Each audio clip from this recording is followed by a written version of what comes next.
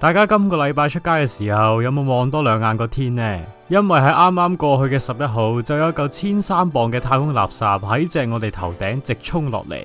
講緊嘅就係 NASA 退役嘅科學衛星范艾倫探測器 A。呢個人造衛星結束咗佢10幾年嘅任務，以失控嘅姿態墜落地球。除咗跌咗嚿衛星落嚟，今個禮拜地球發射場依然係超級熱鬧。上個禮拜同大家講過 NASA 嘅阿提米斯2號繞月任務遇到阻滯，點知今個禮拜劇情大反轉。NASA 喺最近嘅記者會霸氣宣布修復已經完成，正式瞄準4月1號進行發射。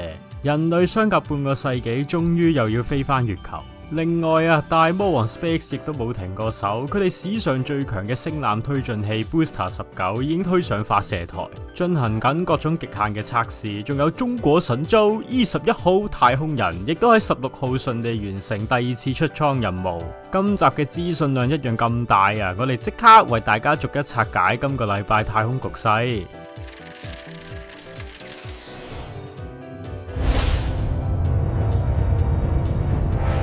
入正題先，早幾日 NASA 就阿提米斯2號官方簡報會上面宣布，工程團隊已經火速排查同埋修復所有隱患，經過各項嘅模擬測試之後，正式亮起綠燈，直指4月1號發射。愚人節發射啊！希望 NASA 唔係同大家講笑啦，呢次係自從1972年阿波羅17號之後，人類相隔54年先再有太空人飛去月球嘅軌道。不過太空競賽而家從來都唔係得一邊獨腳戲，另一邊廂 Space 喺德州嘅星際基地可以話火光紅紅，史上最強嘅火箭推進器星艦嘅 Booster 19已經樹立咗喺發射台，進行緊唔同形式嘅測試。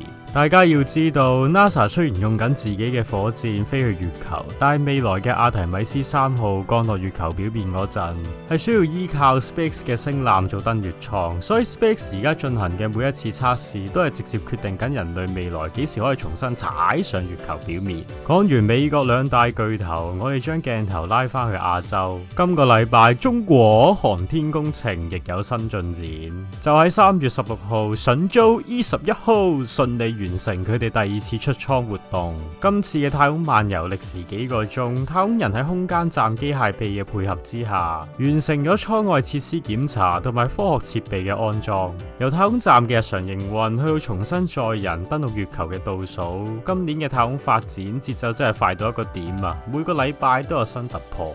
好啦，今集文化圍爐就嚟到呢度差唔多啦。如果中意呢條片，覺得有用嘅話，記得撳個大大嘅 like，share 俾你身邊嘅朋友，同埋記得 subscribe 我哋啊，打開埋小鈴鐺，咁就唔會錯過每個禮拜最新嘅影片噶啦。我哋下集文化圍爐再見啦，拜拜。踩落路尖，踩到先得噶，我夠話踩落月球啦。